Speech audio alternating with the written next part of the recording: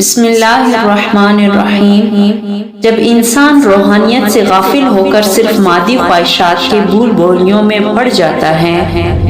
مادہ و صورت ہی اس کا اوڑھنا بچھونا اور علم و ہنر اس کا مقصد بن جاتا ہے، اور اللہ جل شانہ کی قدرت کاملہ اور اس کے عجیب و غریب نظام اس کے نظروں سے اوجھل ہو جاتا ہے، تو اس کو ساری ہی عبادات بے جان رسوم محسوس ہونے لگتی ہیں۔ خصوصاً قربانی کا مسئلہ اس کو ایک اقتصادی مشکل بن کر سامنے آتا ہے۔ وہ یہ سمجھنے لگتا ہے کہ قوم کا اتنا روپیہ جو جانوں کی ذبیحہ پر ہر سال خرچ ہو جاتا ہے اور 3 روز گوشت کھا لینے کے سوا اس کا کوئی مفاد نظر نہیں آتا،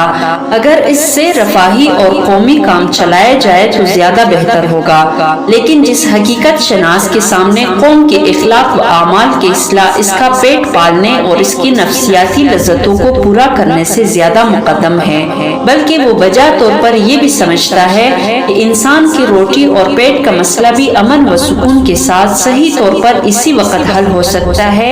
جبکہ انسان بن جائے، انسان اخلاق سے آراستہ ہو، ورنہ لوٹ مار، دھوکہ فریب، چوری و جیب تراشی کی وجہ سے کوئی شخص اپنی جگہ مامون و مطمئن نہیں رہے گا، چور بازاری کی وجہ سے سامان زندگی گراں ہو جائے گا، رشوت کی وجہ سے حقدار کو حق نہ ملے گا، وہ جس طرح قوم کی تعلیم پر خرچ کرنے کو اس کی دوسری ضروریات سے زیادہ اہمیت دے گا، اس سے بھی زیادہ اس خرچ کو اہمیت دے گا جس کی ذریعہ انسان کے اخلاق درست ہو۔ اور مشاہدہ و تجربہ شاہد ہے کہ اخلاق و اعمال کی روشنی کے لیے خدا تعالیٰ کے خوف اور اس کی رضا جوئی سے بڑھ کر کوئی کامیاب نقصہ نہیں۔ اللہ تعالیٰ کی اطاعت و فرمانبرداری کا جذبہ ہی وہ جذبہ ہے جو انسان کو اپنی خلوتوں میں بھی جرائم سے باز رکھتا ہے، اور قربانی اس جذبے کی قوی کرنے میں خاص اثر رکھتی ہے۔ اس لیے قوم کی فلاح و بہبود اس میں نہیں کہ قربانی کو بند کر کے روپیہ بچانے اور جمع کرنے کی نفسانی خواہشات کو ہوا دی جائے، بلکہ اس کی حقیقی فلاح اس میں ہے کہ قوم میں جذبہ ایثار اور قربانی پیدا کرنے کے لیے اس خرچ کو شوق و محبت کے ساتھ قبول کیا جائے۔ اس حقیقت کو سمجھ لینے سے یہ بات واضح ہو گئی کہ قرآن کا مقصد گوشت کھانا یا کھلانا ہرگز نہیں، بلکہ ایک حکم شرعی کی تعمیل اور سنت ابراہیمی کی یادگار کو تازہ کر کے جذبہ و ایثار و قربانی کی تحصیل ہے۔ قرآن کریم نے خود اس حقیقت کو اس طرح واضح فرما دیا ہے، لَن يَنَالَ اللَّهُ لُحُومُهَا وَلَا دِمَاؤُهَا وَلَكِن يَنَالُهُ التَّقْوَى مِنكُمْ، یعنی اللہ کے پاس ان قربانیوں کے گوشت یا خون نہیں پہنچتے، ہاں تمہارا تقوی یعنی جذبہ اطاعت پہنچتا ہے۔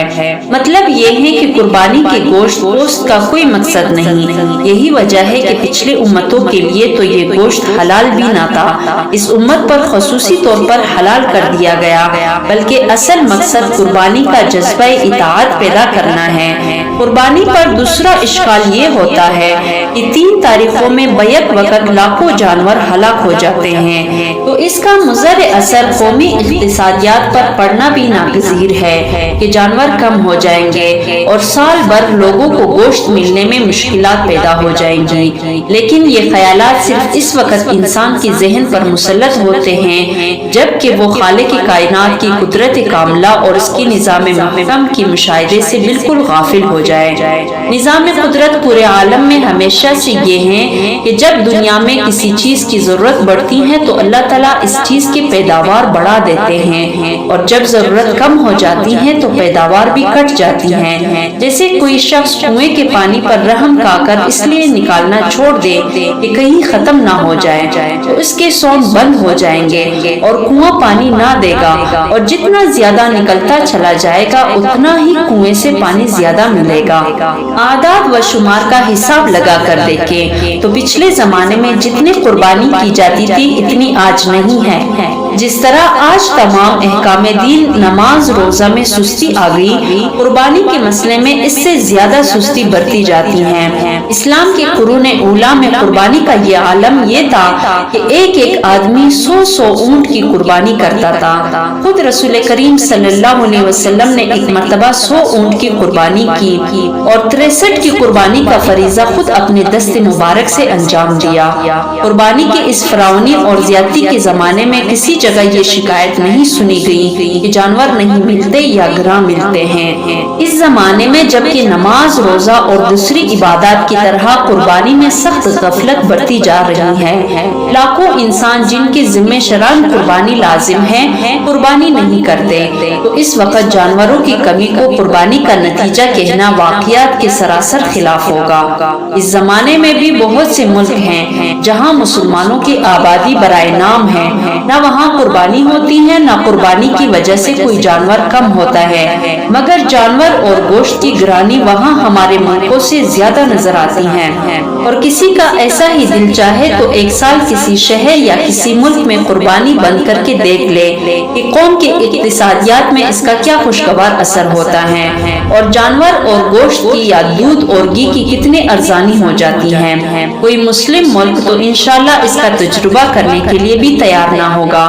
ہمارا پڑوسی ملک بھارت موجود ہے، جہاں گائے کے حد تک نہ صرف سالانہ قربانی بلکہ روزانہ گوشت خوری بھی بند ہے، لیکن کیا کسی نے دیکھا کہ وہاں گلی گلی گائیں پھرتی ہیں یا دودھ کی ندیاں بہتی ہیں یا گھی ارزاں ہو گیا ہے؟ مشترکہ ہندوستان میں جبکہ 10 کروڑ مسلمان اور انگریزی فوج روزانہ لاکھوں گائیں ذبح کیا کرتے تھے اور سالانہ قربانی بھی ہوتی تھی، اور دودھ کی جو نرخ بھارت میں اس وقت تھا آج شاید اس سے گراں تو ہو مگر ارزانی کا کہیں نام ہی نہیں۔ اور قدرت کے دستور کے مطابق ہمارا یہ خیال ہے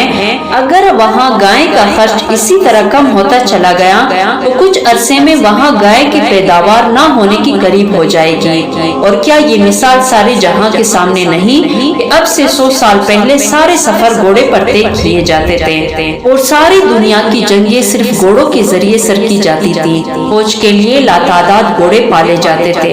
عصر حاضر میں جب گھوڑوں کی جگہ موٹروں اور ہوائی جہازوں نے لے لی تو کیا دنیا میں گھوڑے زیادہ اور سستے ہو گئے یا ان کی تعداد کٹ گئی اور قیمت بڑھ گئی؟ یہ قدرت کا کارخانہ، اس کا نظام انسانی فہم و ادراک اور انسانی تجویزوں سے بہت بلند ہے۔ کاش قربانی کی حقیقت سے ناآشنا مسلمان سوچے اور غور کرے اور قربانی کو ایک رسم یا عید کی تفریح کی حیثیت سے نہیں بلکہ اس کی حقیقت کو سامنے رکھ کر سنت ابراہیم کی اتباع کے طور پر ادا کرے تو ایمان و عمل میں قوت اور اخلاص کی برکات کا مشاہدہ ہونے لگے۔ ہر عبادت میں ثواب کے علاوہ کچھ آثار بھی ودیعت رکھے گئے ہیں، جیسے نماز میں تواضع و انکساری، زکوٰۃ میں حب مال سے قلب کی صفائی، روزہ اور حج میں اللہ جل شانہ کی محبت میں ترقی حاصل ہوتی ہے۔ اسی طرح قربانی سے ایمان و اخلاص میں قوت، اعمال شاقہ کے لیے عزم و ہمت پیدا ہوتی ہے۔ اللہ تعالی ہمیں بھی بلا شک و تردد دینی امور کی بجاوری کی توفیق عطا فرمائے، آمین ثم آمین۔